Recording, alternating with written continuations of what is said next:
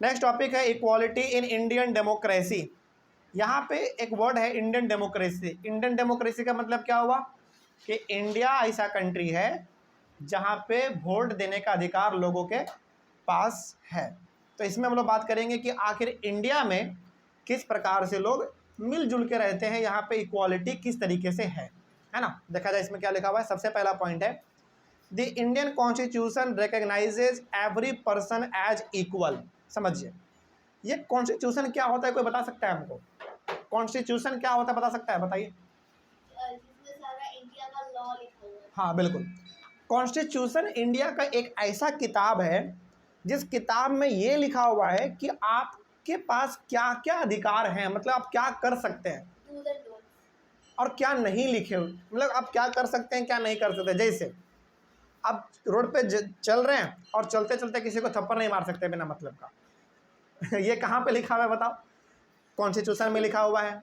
उसी प्रकार से आपके घर, आपका मतलब आपका घर है और कोई आके बिना मतलब का जेसीबी से उस घर को तोड़ नहीं सकता।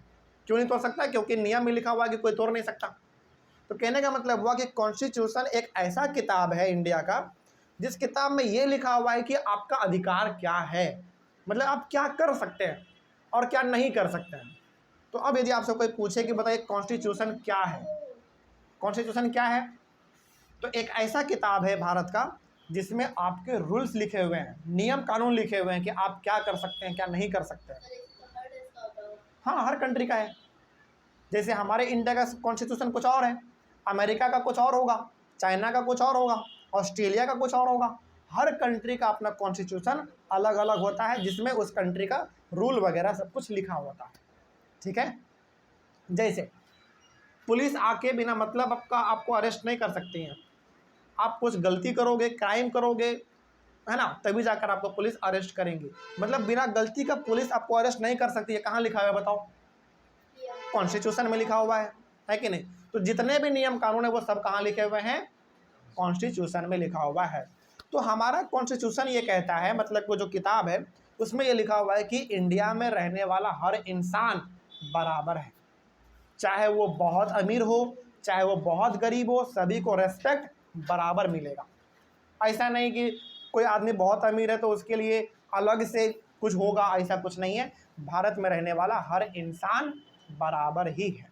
ठीक है, आगे बढ़ते हैं। इसी में लिखा हुआ है this means that every individual in the country including male and female persons from all caste, religions, tribes, educational and economic backgrounds are recognized as equal. तो हमारे संविधान, कॉन्स्टिट्यूशन का मतलब हिंदी में उसको बोलते हैं संविधान, ध्यान रखिएगा। तो हमारे कॉन्स्टिट्यूशन में ये साफ साफ लिखा हुआ है कि इंडिया में रहने वाले हर इंसान क्या है? बराबर है, इक्वल है।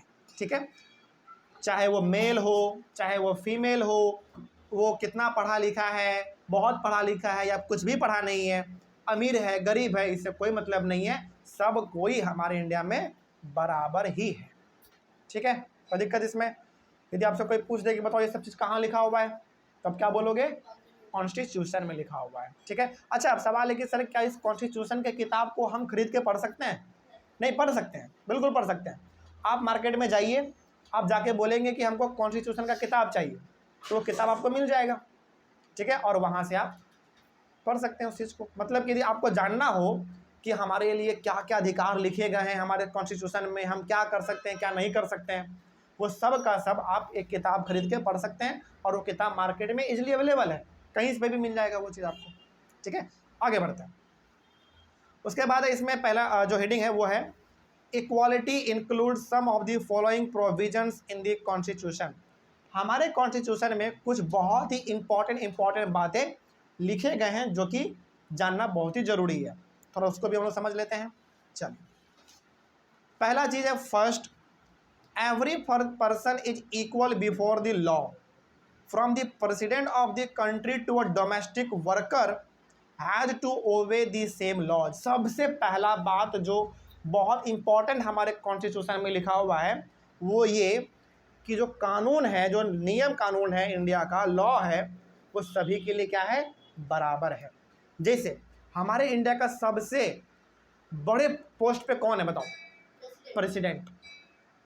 मतलब इंडिया का सबसे मेन आदमी यदि कोई है, सबसे बहुत मतलब पावरफुल आदमी यदि कोई है, और सबसे मतलब बहुत अच्छे पद पे यदि कोई है, तो वो कौन है? प्रेसिडेंट है। तो चाहे वो एक प्रेसिडेंट हो, चाहे एक छोटा सा वर्कर हो, सड़कों पे काम करने वाला, सभी के लिए नियम कानून क्या है? बराबर है।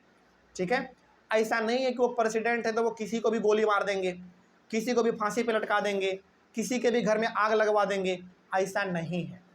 प्रेसिडेंट हो, चाहे एक टीचर हो, चाहे लॉयर है, जज है, प्रोफेसर है, कोई भी है, सभी के लिए कानून एक है।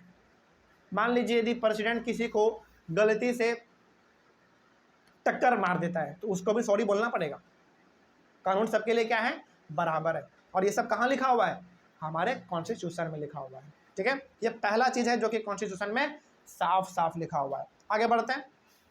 तो उसके बाद है second, no person can be discriminated against on the basis of their religion, race, caste, place of birth और वेदर दे आर मेल और फीमेल।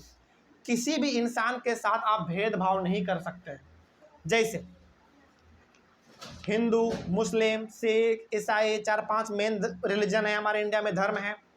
आप किसी को ये नहीं बोल सकते कि तुम मेरे पास मत बैठो क्योंकि तुम मुस्लिम हो, क्योंकि तुम हिंदू हो, मेरे पास मत बैठो, ऐसा आप नहीं बोल सकते हैं। चाहे वो किसी भी धर्म से आता हो, उसको हर जगह घूमने का, बैठने का, ट्रैवल करने का पूरा अधिकार होता है। मतलब किसी के साथ आप भेदभाव नहीं कर सकते हैं। ठीक है, उसी प्रकार से आपका रेस क्या है, मतलब कि आप काले हैं, गोरे हैं, उससे भी कोई मतलब नहीं है। सभी के लिए कानून बराबर है, सब कोई इक्वल है। उसी प्रकार से आपका कास्ट क्या है, आप अपर कास्ट हैं, लोअर कास्ट हैं, उससे भी कोई मतलब नहीं है, सभी के लिए कानून बराबर है। उसी के साथ आपका जन्म कहाँ हुआ है, आपका जन्म गांव में हुआ है कि शहर में हुआ है, इससे भी कोई मतलब नहीं है। इसके बावजूद भी सब कोई आपस में बराबर ही है। ठीक है, उसी प्रकार आप मेल हैं कि फीमेल है, इससे भी कोई मतलब नहीं है।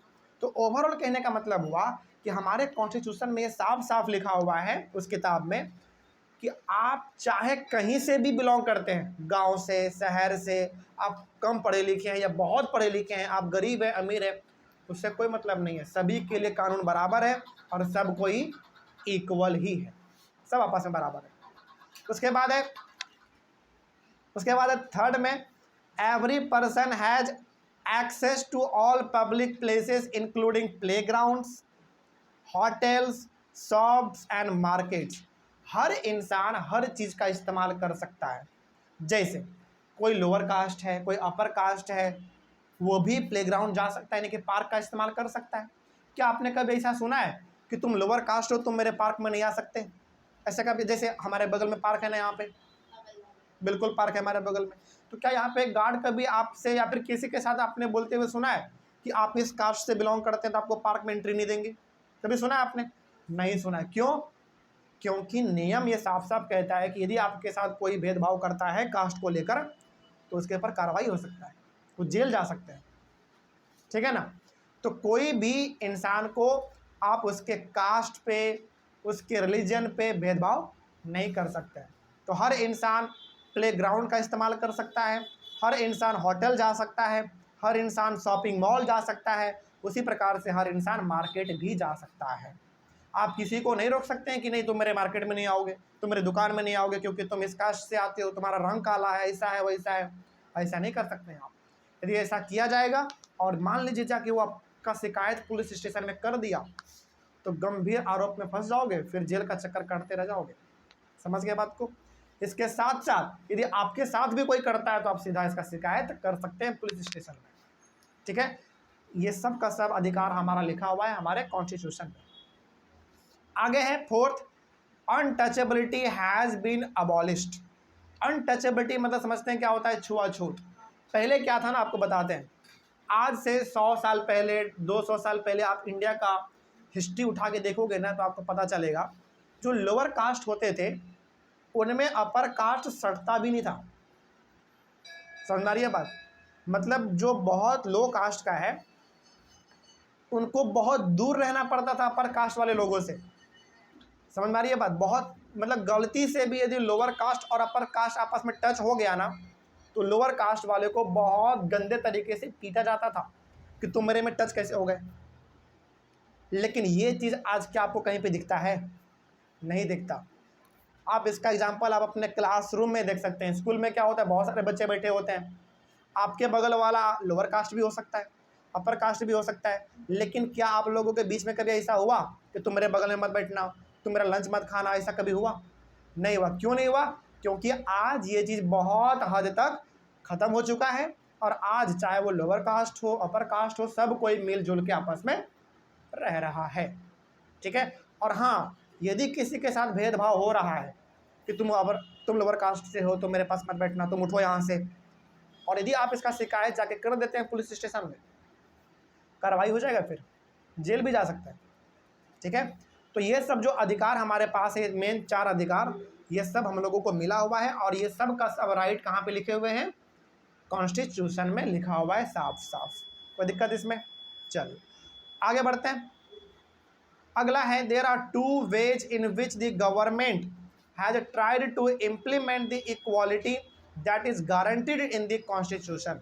अब देखो, हमारे संविधान में ना बहुत कुछ लिखा हुआ है, यानी कि हमारे कॉन्स्टिट्यूशन में बहुत सारे नियम कानून लिखे हुए हैं, उसको किस तरीके से सरकार पालन करवाता है। अच्छा एक बात बताइए, क्या कानून केवल बना देना ही बड़ी बात है?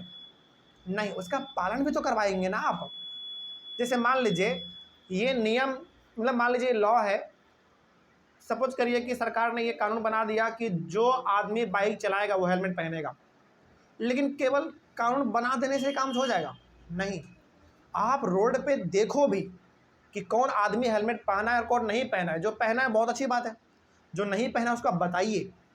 तो कहने का मतलब हुआ कि केवल कानून को बना देना ही बड़ी बात नहीं है, उसका पालन भी करवाना पड़ेगा आपको। तो कई सारे कानून हमारे कॉन्स्टिट्यूशन में लिखा हुआ है, उसका पालन करवाने का काम किसका है? गवर्नमेंट का है, सरकार का है।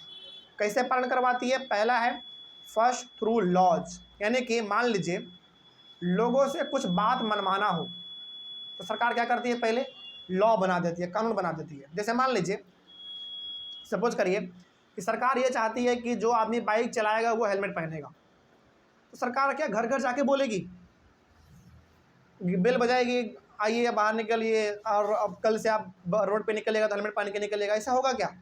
नहीं। इसके लिए क्या करती है सरकार? लॉ बनाती है, कानून बनाती है ना। और लॉ बना के उसको टीवी पे, रेडियो पे, न्यूज़पेपर में, पूरी हर जगह पे उसको पब्लिश करवा देते हैं। इससे क्या होता है? इंसान को घर बैठे पता चल जाता है कि कौन सा कानून निकला है और कौन सा नहीं निकला है कि नहीं? तो यदि सरकार को कोई बात मनवाना है आपसे तो क्या करती है? लॉ बना देती है, कानून बना देती है। ठीक है, आगे बढ़ते हैं। सेकेंड थ्रू गवर्नमेंट प्रोग्राम्स और स्कीम्स। कई बार क्या होता है ना कि सरकार को यदि कोई बात मनवाना हो तो सरकार अलग अलग जगह पर मीटिंग करते हैं, अलग अलग जगह पर लोगों को बुलाते हैं और बड़े लेवल पे सभा करते हैं, मतलब कि माइक लगा के पूरे लोगों को अनाउंस करवाते हैं। तो सरकार को यदि कोई अपना बात मनवाना है, यानी कि सरकार चाहता है कि मेरे बातों को लोग माने, तो 2 तरीके से मनवाता है अपना बात। पहला, कानून बना के, कानून बना देगा और सब लोग उसका पालन कर लेंगे। ठीक है। दूसरा, प्रोग्राम चलवा के, टीवी पे चलवा देगा, न्यूज़पेपर में छपवा देगा, रेडियो पे चलवा देगा, ताकि सभी लोगों को बताओ कि ये कानून है और कल से इसका पालन करना है। ठीक है। इस तरीके से सरकार अपना बात मनवाती है। ठीक है, ये टॉपिक हमारा कंप्लीट हुआ। अगला टॉपिक है हमारा, यहाँ से हम लोग स्टार्ट करेंगे लेकिन अगले वाले क्लास में, और अगले वाले क्लास में हम लोग अपने चैप्टर को भी ख़त्म कर लेंगे। तो मिलते हैं हम लोग अपने अगले क्लास में। Thank you very much.